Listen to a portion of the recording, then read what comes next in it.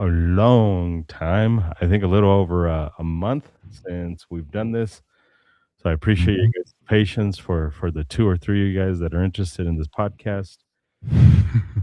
We are back. May was kind of crazy for both you and I, and then you had Yeah.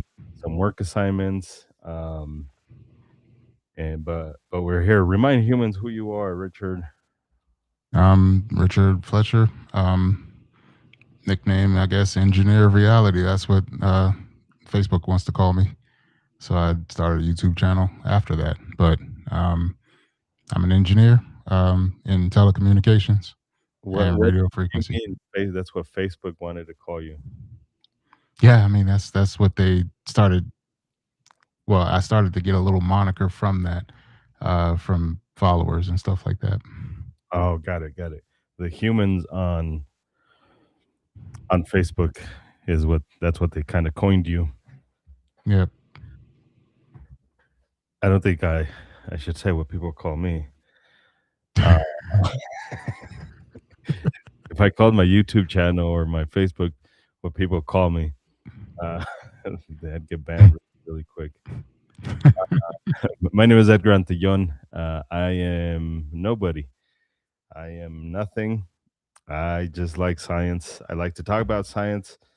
It's it's one of those things that interests me. It's a fascinating field.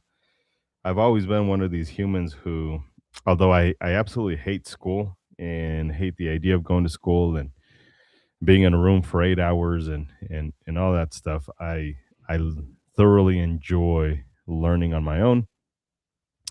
Um, and a while back, I seen some of your posts. I was like, well, maybe we should talk about this on the internet. And here we are talking about it on the internet. But like I mentioned, life gets in the way. So we've been off for about a month ish, if not a little bit longer than that. That speaks to how difficult it is to do this. So hopefully we get one day to a point where um although it's difficult to do this because life gets in the way, where the resources kind of allow us to do this a little bit more consistently. Um but yeah, I don't even remember where what our last episode was. So I don't even have corrections or um usually what I like to do in the episode is correct any bad information, any information that either disinformation or misinformation. There's a slight difference. We like to correct that information, but it's been so long since we've been at it that Mhm. I don't even know what we were talking about. So I think I'm just going to leave it alone and understand that if we did share some bad information, understand that Richard and I are humans who are not necessarily we're not physicists, we're not professional engineers, so we're just learning stuff. Hey, That's wait. really the biggest thing about this is we're just here to learn. We're just here to kind of help each other out and really again learn from you guys more than anything else. I don't even know if we're trying to educate anybody. We're just trying to talk about topics about stuff. Uh, Yeah. Uh, First correction is I am a professional engineer. This is what I do. Wait a minute. Wait a minute. Uh, Cullum's law was the last Comes law. okay. Um, well, if we do need to do any corrections, we'll do it from there. Yeah, you are a engineer. That's your education. I I always forget that electrical engineers are technically real engineers. Uh, my Yeah. cousin, he's an electrical engineer. My uncle, he's an electrical engineer, and I've had this conversation with him. Like, it's just it's uh, Imagine things you can't see. correct. Yeah, yeah. So, what are we going to talk about today? Speaking of electricity and electrical engineering, uh, Yeah. what's the topic for today? You have one, and then I have Mhm. one. This is probably not going to be a super long episode, um, but at any rate, go for it. So we're talking about quantum electrodynamics. Basically, how one charge knows that the other one exists. That's pretty much how it works. So we were talking about how charges can kind of push and pull against each other. I think we discussed that about why you can't walk through walls and things like that. So now we're basically talking about how they recognize each other, or how it knows the spin of one electron versus another. But so this is all electrons. My understanding of this, which is very little, and that's why we're here, is that it's how light and matter interact. Is that the that like the concept? Is that the basic principle? That's the problem Mhm. with science, right? Is you always say the very general thing that's easy to talk about, understanding that it's much more nuanced than that. But I understand it as the way light and matter interact. Yeah, so basically, charged particles interact by constantly tossing tiny packets of energy back and forth. So, um, photon packets, pretty much. That's what they're tossing back and forth, and that's how they're able to identify or interact with each other. So it is light and matter. So, yeah, you're gonna have to say that differently because my brain, no fucking clue what the fuck you said. So, I've got this blue light right here that's fucking coming out from the light bulb that's right above me, and it's Hmm. and then it hits the matter, my head, and at a quantum level, there's a communication where they talk to each other so that they know how they're going to interact with each other, or am I wrong about that? So the only thing that you may be wrong about is it's not visible light. It's virtual photons. So you're not able to observe the actual light. Got it. Because this is all quantum. Yeah, This is all super duper small stuff. yeah. So here's what AI says, and again, take it for what it's worth. It's just AI. I'm using Google AI, and they have all they do is just pull up the most popular um, write ups about this. So please be mindful because sometimes it's Reddit, and then sometimes the Reddit post just becomes super interesting. Unlike this, we had like 30 people, and they're like, "Fucking science, we're gonna get off of this."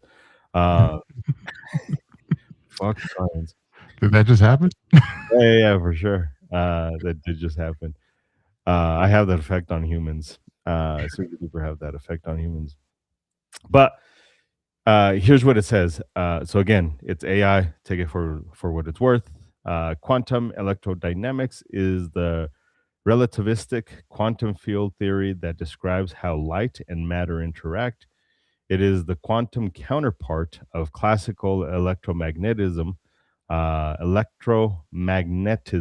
mathematically unifying quantum mechanics with Albert Einstein's special relativity.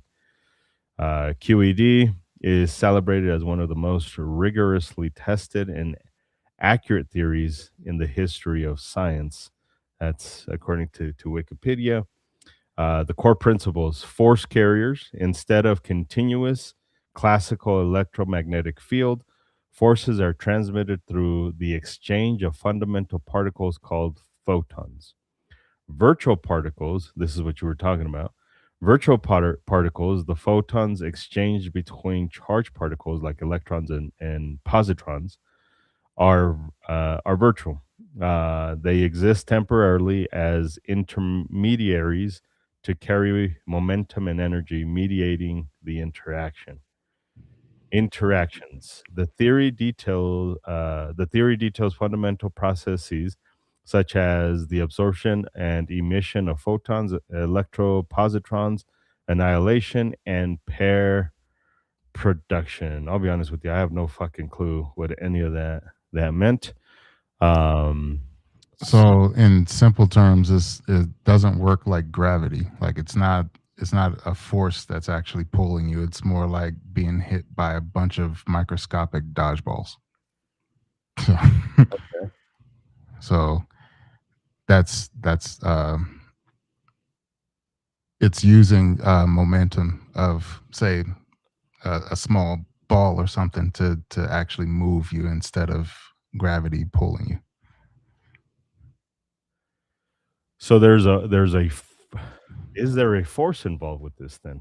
I mean, it's energy, so there Yeah, it's not necessarily a force. It's an exchange of energy. So you have a certain momentum. So say you have say you're moving in one direction, and then you have an opposing force that's hitting you in the opposite direction, and then it causes you to move back in the other direction. That's what it's explaining. that's fucking again, I say this a lot. That's kinda like the theme around here is science being explained and then me just saying how batshit crazy all of this is. And this is pretty well tested then, right? Yeah, yeah, it's been tested and it's still being tested. So it's more information that we find out. It's kind of changing how we view reality or how we view physics. I'm trying to find a picture that kind of, says it a little bit better.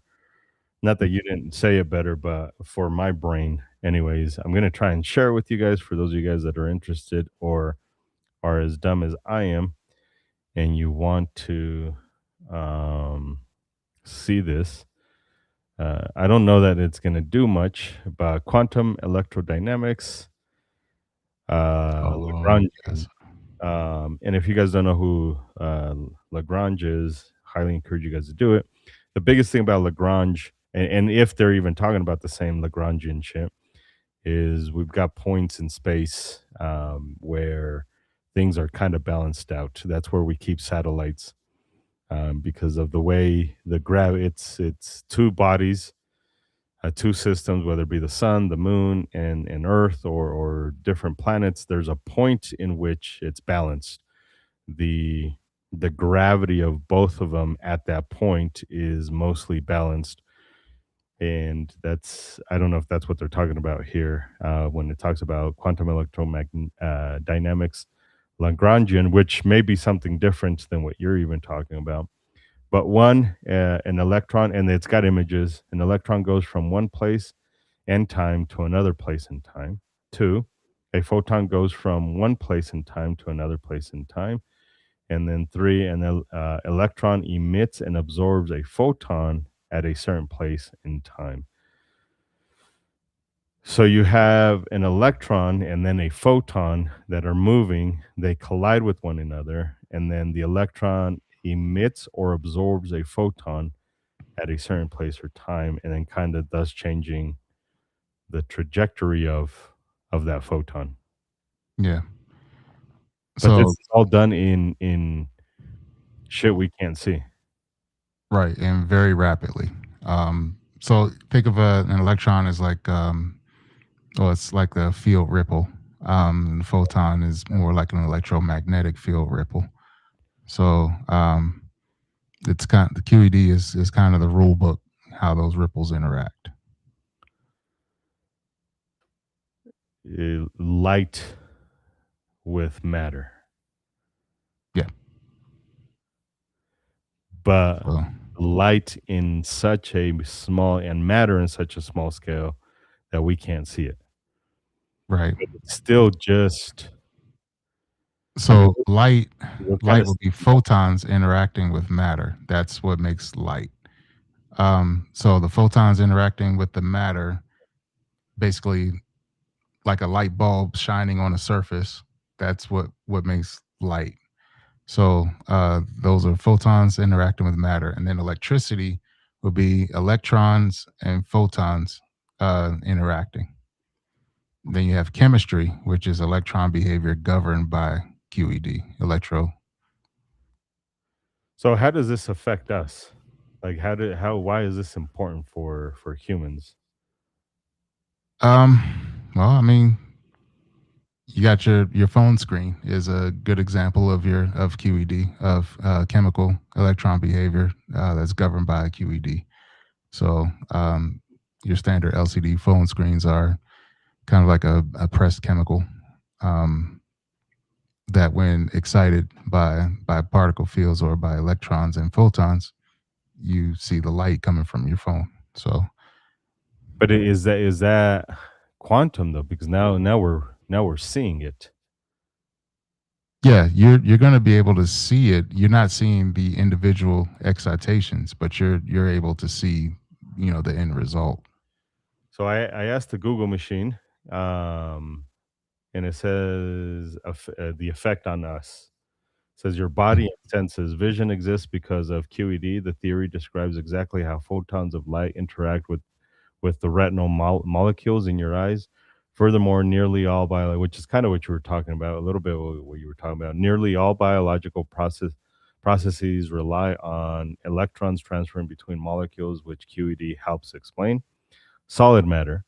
The reason your fingers don't phase through a key, which we talked about this before, is Yeah. yeah, yeah, yeah. We've talked about how um, magnetic Repulsion.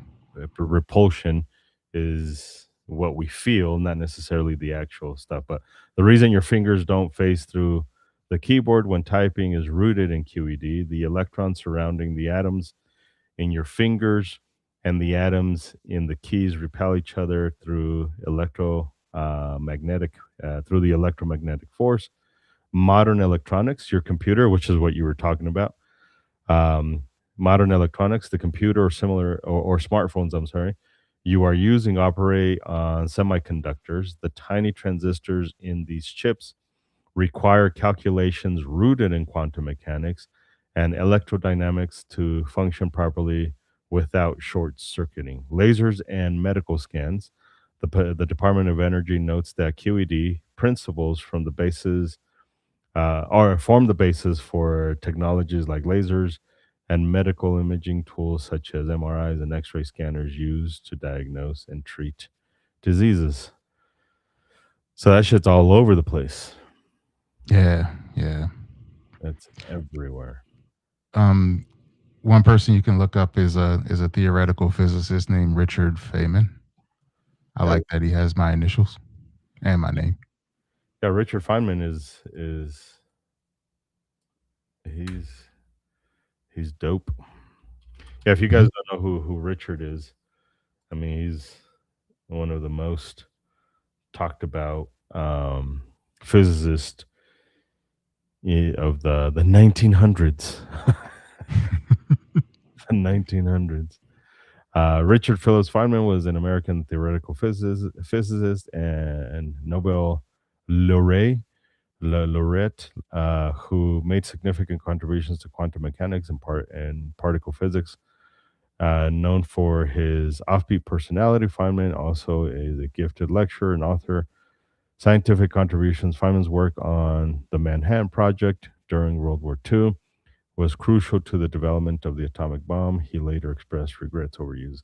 Anyways, um, yeah, Feynman has is always is one of those humans that comes up in quantum physics Mhm. quite a bit. Um,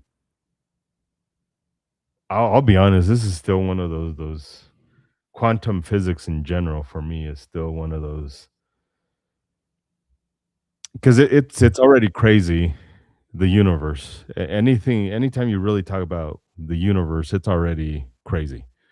It's Yeah, already bonkers. yeah. Uh, Even he admitted it that nobody really intuitively understands quantum physics. We just calculate it insanely well. I struggle to believe that even physicists really understand intuitively how quantum physics works, especially the electrical stuff, the stuff that we're talking about right now, Mhm. electromagnetic repulsion, because it's such a. I mean, you talk about superposition because this has a little bit to do with superposition. I mean, it's going to be affected by it, Yeah. and all of it is just like I don't. It's very difficult to wrap your head around this stuff. Well, Uh, no, and the particles movement is it's not going to take just one path. It's going to take every possible path, and then I would say that reality is basically the average of those paths. So what you're seeing is the average of every possible path. which every fiber in my being wants to say you're full of shit. Um, because that's it's batshit crazy. Like it's crazy that you say reality, but we've talked about this in previous episodes. I think 2 episodes ago or whenever we talked about it. This idea of how your brain Mm. is kind of correcting in real time for the reality. So like it's there is, although I still want to say that's bullshit. That's sci-fi. There's still we have to accept, and maybe there the way it gets explained is very Did, sci-fi. did you see the article I put out there about it? Man, everybody was in an uproar about that. No, I didn't see it. Can you? Yeah, where I basically said, how your brain is canceling realities that you can't survive. Pretty much, that's what I was putting out. And Explain that. I know that's not what we're talking about, but fuck it, we're here. Explain it.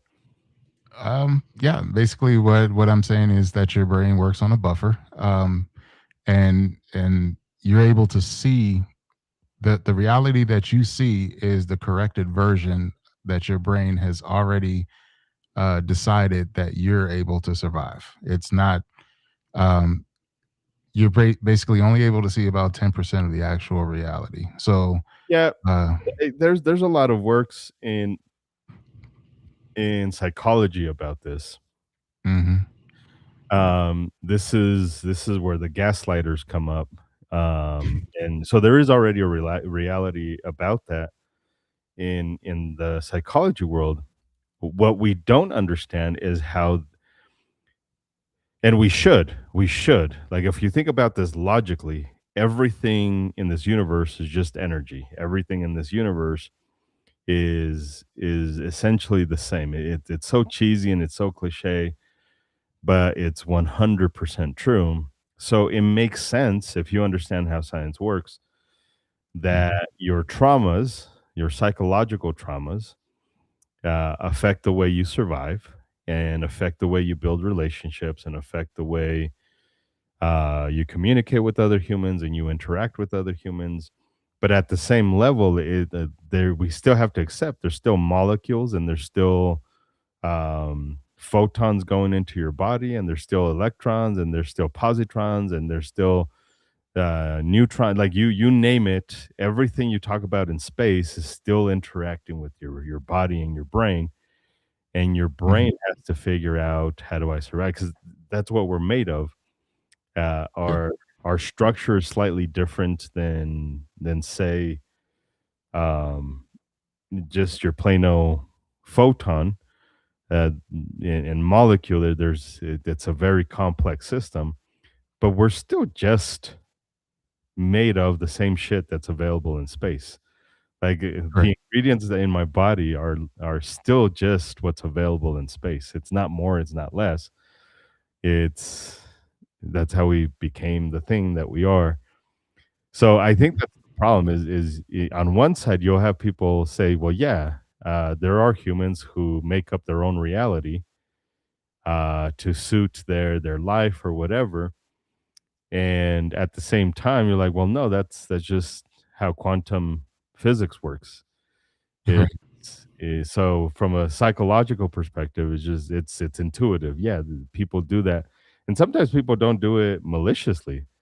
You Mhm. look at politics, and this is not a political platform, but you look at politics, they take the same information, and both sides come up with wildly different um, thought processes and solutions, and they both look at life very differently, but they're looking at the same information. It's just one alters the reality, to your point, to fit Mhm. the narrative. We look at that as psychological because that's the easiest way we can explain it. Right. Yeah. um. So basically, reality wouldn't be considered a straight line. It's more like a negotiation. Your brain is negotiating as to what it wants to decide as a survivable reality for you as an individual person. And but also based off of previous knowledge. Previous knowledge, biases, trauma, everything is what's considered. Yeah, but you're looking at this from a quantum mechanics, quantum physics. You're looking at this at a quantum level. Like how deeper can we go than just psychological stuff? Um, I don't know how much deeper can we go. Well, Um, I'm saying that's if, what how you're looking at it. You're not looking at yeah, this from a psychological perspective. You're looking at this from a almost physics perspective. yeah. I mean, more from a physics perspective. If you want to bring it back to, the reality that you can see. Um, some analogies of how QED works would be like noise canceling headphones, where they're canceling out certain waves or adding certain waves in order to cancel out other waves. So you're looking at how it'll push out a certain frequency in order to cancel out a certain frequency. So it's interacting with that Yeah. frequency. Um, So you're saying that your brain, in order for you to survive, may be doing something similar, canceling out certain noise, certain light, yeah, certain waves. I mean, they're both waves, yeah, manifested slightly differently, um, hmm but it's all just waves at the end of the day. yeah. Multiple versions of paths that are just kind of it'll take interfering paths and kind of either push out a signal or cancel out interfering paths or basically votes on what version of reality you get to see. Yeah, that one's weird. That one's a weird one. Um, and again, it's just not intuitive. No, no, that's why it's still being studied every day and changes every day. Um, well, I can't contribute more to that one. I need to study that more. I need to wrap my head around it a little bit more. I need to just plain old simple understand that a little bit more. So I don't know if you wanted to add a little bit more to that, um, or if you Um, wanted to go. I'm excited to hear what you were bringing to Yeah, that. mine's not that exciting. Mine's very intuitive, and Uh, mine is very low level. Um, so the stuff that I want to talk about it's one of these recent things that came up, and um, we we experience it on a day to day. But have you ever been at a pool and then outside? Well, let me ask you this: what mhm. temperature do you get cold at? I'll ask it that. uh, Standard air temperature probably around 60. 60. I'm I'm pretty tropical. Yeah, Yeah. Well, 60 is actually pretty cool. yeah. If you were to go to Florida and it was 60, people would probably start saying it's getting chilly. Um, but if you were to get into a 60-degree pool, hmm That's pretty warm. for the water, Oh well, no, that's no, that. if you get into a 60-degree pool, so that's what I wanted to talk about is if I'm not mistaken, and we could look at this, we could look it up right now. Um, but if you look at what temperature you can get hyperthermia in a pool, in water, in the ocean, um, versus out in the air. Like those temperatures are drastically different. Let me see. Water. I should have done this before. At what temperatures can water give you hypothermia? And obviously, this is going to vary. Water can cause hypothermia in any temperature below 70 degrees. Oh man. So if you think about this right now, in where I'm at, I don't know what the temperature is. It's pretty warm. But at 79 degrees, um, to your point, you can be outside at 60 degrees and be Mhm. comfortable or start getting a little cool. But you wouldn't be freezing. You wouldn't die. You wouldn't catch hyperthermia. You've probably been outside in 60-degree weather, taking a hike, walking the dogs. Uh, Mhm. it's not something people really think about. I, in 60-degree weather, am fine. I'm almost perfect at 60-degree weather. I would argue that it could probably even go a little bit lower than that, in the high 50s, mid 50s. But once you jump into water that's 60 degrees, you start to get into the dangers of our hypothermia. Obviously, how long that would take versus if the water was colder, we could argue that. But this is a fascinating thing about thermodynamics. Yeah. So the way my body interacts with whatever's around it. Um, if you go into space, you won't freeze, even though it's well below. What's the temperature of space? Do you know it? Um, 0 degrees Celsius, I would believe. Is That's it? no, I think it's colder than that, but Temperature of space is negative 55. Temperature in space isn't a single um, number. Yep, I get it. The baseline temperature is negative 455. Um, negative 455. Negative 455. And if you Um, do it near in, let's see, low Earth orbit, in the temperature of space in LEO is, and it gets measured in kelvins. So we have to understand that it does get measured in Kelvin. yeah, It's light negative temperature. 65 in the Earth's shadow, to negative 100. So negative 85, negative 148. I'm sorry, in Fahrenheit. I was reading that differently. But we Mm, always have this image that if you go into space, movies tell us this, TV shows tell us this. If we go into space and we don't have a spacesuit, where we're going to freeze or somehow we're going to blow up or whatever. But very common that you freeze. And the reality is, it would take significantly longer in space for me to freeze at negative 85 Fahrenheit, say we're near the Earth, mhm. than it would be for me to catch hypothermia in a 60-degree pool.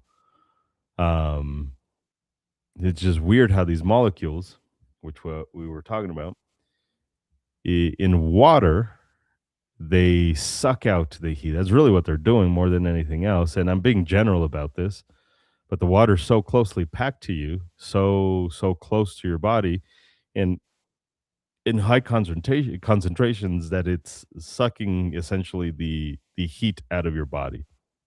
Mhm. You get into air, our atmosphere, and they're not as close to your body. Air, to a certain degree, is a relatively bad um, Conductor of heat. conductor. Yeah, yeah, it's pretty bad of conductor of heat or all that. That's why it makes okay insulator. A lot of insulation is just layers of air. If you ever Mhm. see old school stuff, it's some of it is just layers of air. Just really bad at that stuff.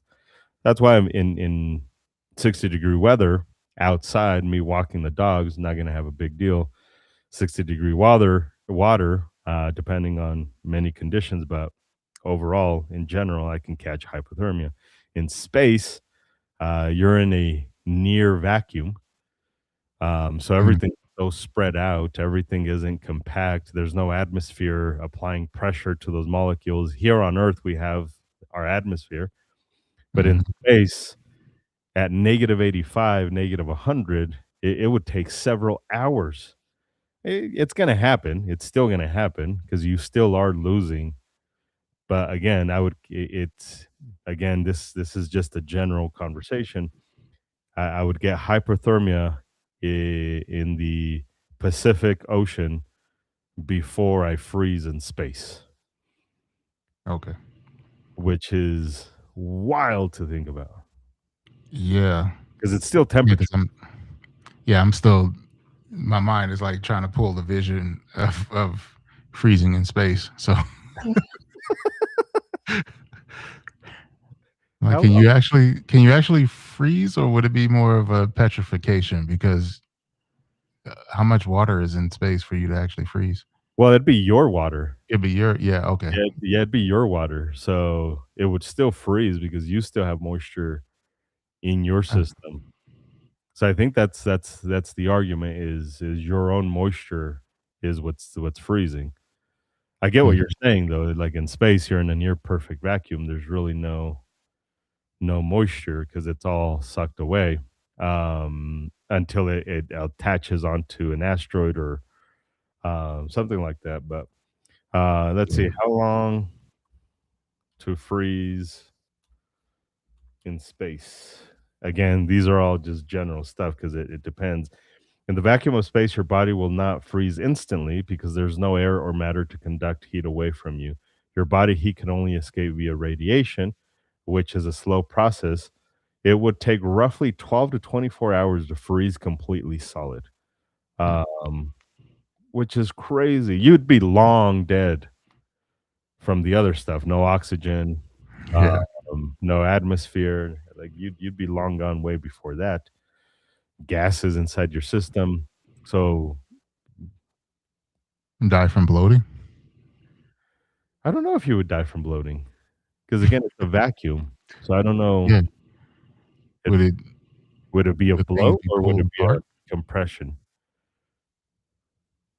Right? Because when you put stuff in a vacuum, it usually compresses it. It doesn't expand it. Doesn't expand it. Yeah. Um, unless I'm wrong on that. But anyways, just fascinating.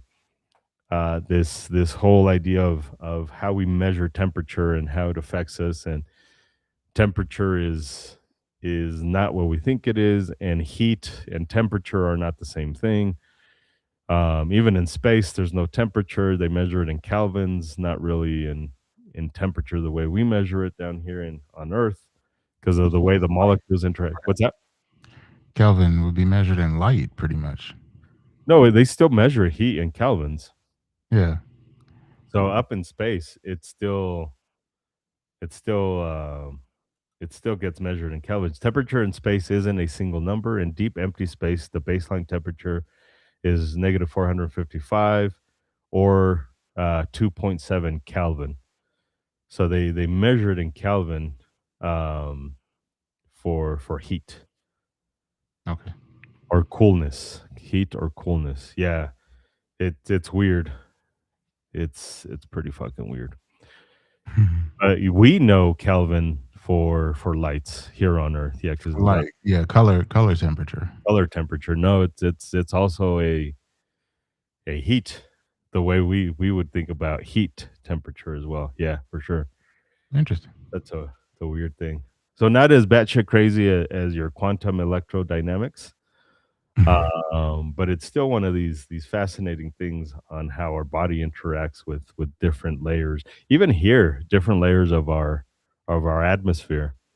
Mhm. The higher you go up into a mountain, um, the less atmosphere we have. So the colder you feel, it affects you. When it's this happens in our house all the time during summer. 70 degrees feels miserable, but during winter, 70 degrees almost Feels feels amazing. cold. So Yeah. it's this weird. In my house, 70 degrees feels cool, Mhm. but I walk outside in 70 degrees and I feel like I'm burning up just because of the way my the molecules are interacting with my body. It's a fascinating thing. Yeah, yeah. It's like right now in my house, it's set. I think my thermostat set to like 78, but my AC is blasting right now, and I'm freezing. So At 78? it's set at 78. I'm not sure if that's what it actually is, but Holy shit, that's hot. yeah, So AC is blasting. I feel like an ice cube in here right now. but your AC is set to 78 degrees? That's what the thermostat says. What? Mhm, Holy mhm. shit. That is hot as fuck. I told you I'm tropical. Yeah, I don't know how you're tropical, 'cause Yeah, you're from the East Coast, from the East Coast, but, not even down born south. born half Nigerian, so, I mean, hey. Yeah, your parents were Nigerian. You were born in the East Coast in cold temperature. Yeah, in the water, the salt water. Still cold, 'cause you were, like, n north a little bit. Mhm. Yeah, you're north more, Yeah. 'cause you're still north of Washington, DC. A little bit. No, I think I'm just east of DC. I was, born, like, right outside of DC. Yeah, that's cool. That's not tropical. I travel. That's not tropical. I've been claiming it all my life. It's okay. Yeah. Um, I don't know if that gets caught up in your DNA, but both my parents are Mexican, and I Yeah. was born here in the US, and you would think that I would like the heat, and I can't. My body cannot do heat. I am an Arctic Mexican. Um, my body does not do well in the heat at all. Mhm. Anyways, I think we've exhausted both conversations. Two fascinating topics about science, quantum, electrodynamics, and whatever you call the other stuff, just basic thermodynamics. Um, anyways, All anything, go for stuff. it. This is all fun stuff, and we still can't walk through walls. We're gonna figure this out Still one day. can't walk through walls. We still Yeah. cannot walk through walls. No. And by the way, I think we found out that even ghosts would not be able to walk through walls, which Oh, proves yeah. again that there no such thing as ghost, Mhm. because they can't do that. Cannot do that. They can't walk through walls. And no, because they would be energy, and Mhm. They would according to repel that. science, there'd be electromagnetic repulsion, unless they were something different, like neutrinos, in which case they wouldn't be ghost because that's not what they would be made of. Mhm. So ghost ain't real. No. Be real. I Anyways, just I think ghosts are actually just someone on DMT from another dimension. So, it's a theory. It's a theory. you come up with some weird shit. I think you're on DMT half the time. Maybe, maybe. Don't tell my job. Yeah. Yeah, yeah. Uh, all right, guys. I appreciate you guys. Thanks for tuning in. If you're watching this not live, don't forget to hit the comments. I appreciate you commenting, Tony Vidal. I'm wondering if that's on that. Yeah, I think that was on my side. But anyways, appreciate commenting, Tony, and then my wife for reminding me what the previous episode was. Remember, we're just two humans that don't know a lot of science, but we like to talk about that stuff. So your comments is what helps us learn. If anything, we're here to learn more than we are here to educate, but also have interesting conversations around science. And your comments help that a lot. So Yeah. go check out Richard at on Facebook. Say that thing again, Richard. Just Richard Fletcher on Facebook for right now. Yep, just Richard Fletcher on Facebook. YouTube is Engineer of Reality, and I haven't put anything on there except for these episodes. Yeah. At some point, I'm sure he'll put up some more stuff, but apologize that we were gone, but life gets in the way, and when this is more of a hobby than anything else, that's excuse me, that's how it goes. So appreciate you guys tuning back in and having this conversation with us. We shall see you the next time.